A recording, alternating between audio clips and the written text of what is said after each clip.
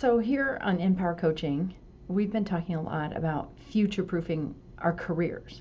How do we figure out what trends are coming, how much automation is going to affect our job, our business, and what we should do to prepare and stay employable and stay competitive in that environment and what's coming. And this is what's interesting to me is that that's all kind of up in the head, right? This is work we do on our career, which we think about. And meanwhile, sometimes this is hard, not because it's hard to go find the information or hard to stay current in your career, but it's hard because it's uncomfortable. And so what I want to talk about in this video is some of the anxieties and the challenges that, trying to stay future-proofed and ready for your career brings to most of us. And there are three main challenges that I experience, that my clients experience, that everyone I've ever met experiences when thinking about an uncertain future. And I want to discuss each one individually because there are ways to get over that discomfort and actually learn to feel good about it and enjoy it, as odd as that might sound. The first one is just a straight out anxiety about the unknown. Not knowing what's coming is fundamentally challenging. And so there are strategies to gain a sense of control, not necessarily control over the future, but a sense of control that can make it fun. The second one is, and this is something I think we all can relate to, no time. I mean, who has time to be researching the future when we can barely keep up with the present? We have obligations, we have deadlines, we have to take time to ourselves. Where do we find the time to be thinking about the future beyond just kind of as a curiosity? So that's definitely a challenge. And the third one is not finding the support in our lives to really kind of be preparing ourselves for our future. And what I mean by that is some bosses are great and they will talk to you about your career development and help you strategize. Mentors can be great, but a lot of times they're not. Some mentors are more interested in telling you about their experience 20 years ago than helping you focus on your experience. Many bosses are like, hey, what have you done for me lately? I'm on deadline here, you're on deadline here, let's talk about that. Sometimes we don't get the support we want from our partners who, are busy with their own issues and lives. And, if we're ruminating about the future, we can seem unstable to them. Or they can be worried, are you going to quit your job? What's going on here? Family members, same kind of thing. That we don't always get the support we need from our friends, from our family, from our colleagues, to really kind of be thinking about the future seriously enough to be preparing ourselves to get ready for it. Add that to the lack of time, add that to, the general anxiety, and it's just easier sometimes to ignore it, say, I'll deal with it when it gets here. However, it's getting here really fast, so now is the time to deal with it. So I want to address each of these issues one by one and give you a new way to think about getting yourself ready for your future. The first one is this anxiety about the unknown. This is a human thing. I have it. All my clients have it. It's the way people work. And what I want to suggest to you is that if you're like me and most other people, you kind of have a story in your head about how you accomplish things. You decide what you want, you do X, Y, and Z, and you get it. And one of the things about, when the future comes at us quickly, whether it's through a layoff or a reorganization, or all of a sudden, we didn't get the promotion that we thought we were going to get, and we realize our team is kind of getting sidelined because the business priorities have changed. It can be muddy and unclear what's happening. But in all of those cases, I want you to start thinking about your skill at being at developing your career, growing with your career, as learning to surf.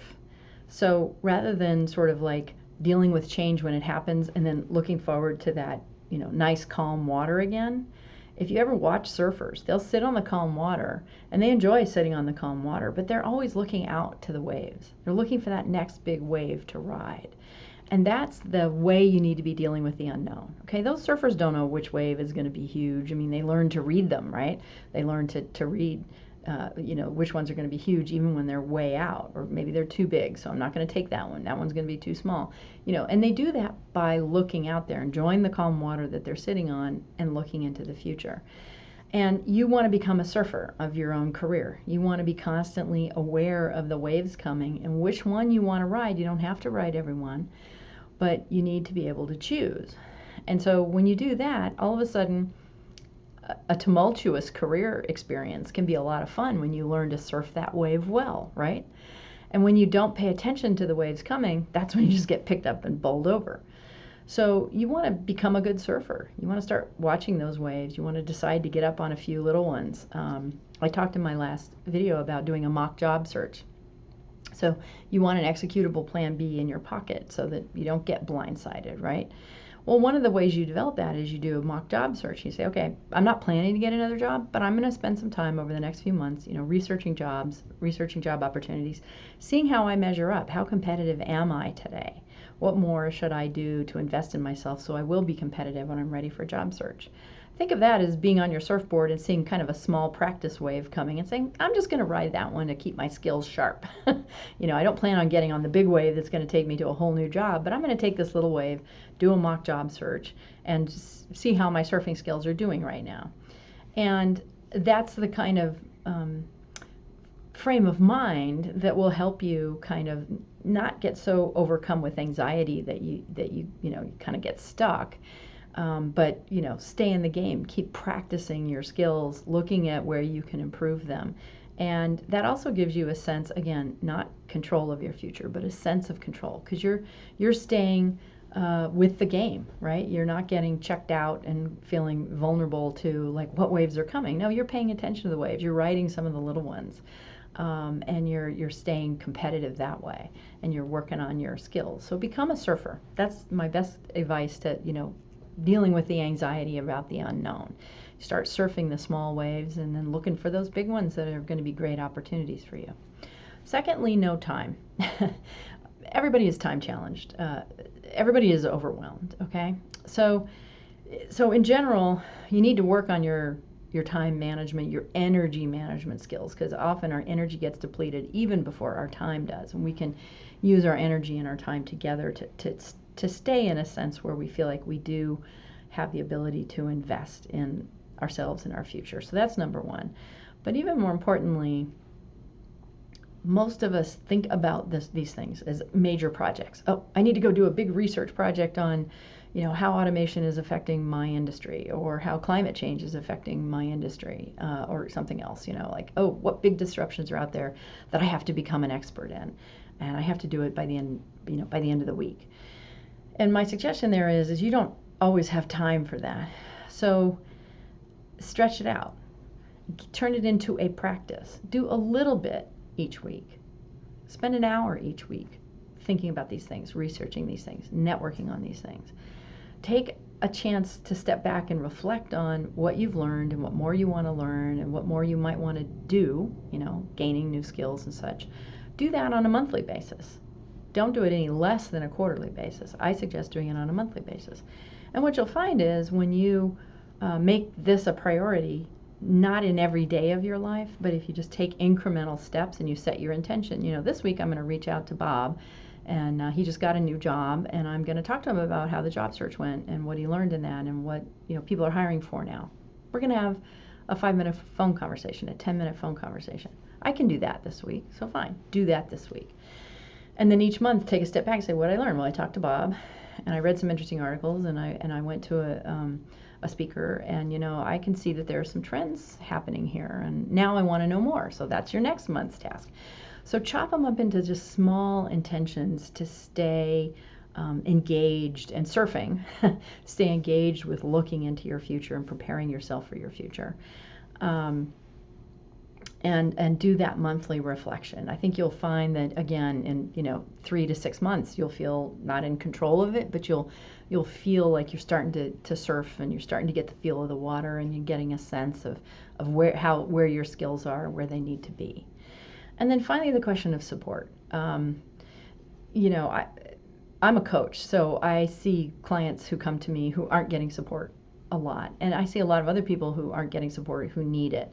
And that support can look like many things. It can look like a boss who cares about your career. It can look like a partner who, is encouraging to you and wants to know about what's going on with not only your job, but, your future, your career. That we can get support from a lot of those different directions.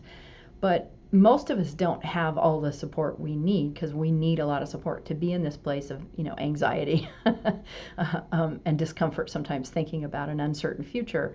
We need support, people who really, not only want us to succeed, but are going to give us the tools and the skill and the insights to help us. And if you have a mastermind group, if you have career development buddies, great. That's, use them and be grateful for them. Most of us don't have them. Most of us find it hard to find people who are kind of in that same seeking mode that we're in. So if you look out at the waves, you don't see 1,000 surfers. You see 50, you see 100, right? So you need to find your surfers. You need to find your community of people who are equally interested in developing their own careers, and can support you and can point you at resources and who can really give you the emotional and friendship support that you need along the way. And it's really in this last category that at InPower Coaching, what I'm trying to do is give people a community to come to where they have support. We recently had someone join, and she said that was why she joined, was, the tools are great. She's getting a lot out of learning to communicate, more effectively with some of the tools, but really she wanted the support. She works in a factory. She can't even get, days off, times off to always listen to the calls, but she can participate in the forums.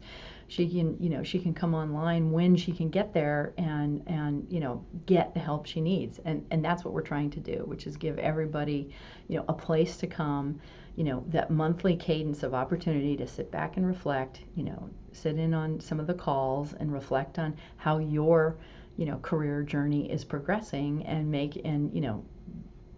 let us help you stay accountable to your own goals, but also give you the tools and the resources you need along the way to help you, stay up on your surfing skills. So I invite you to come explore and come join the community and become a part of a group of people, all of which, we want to be good surfers. We want to learn to, read those waves and ride the good ones and support each other in the process.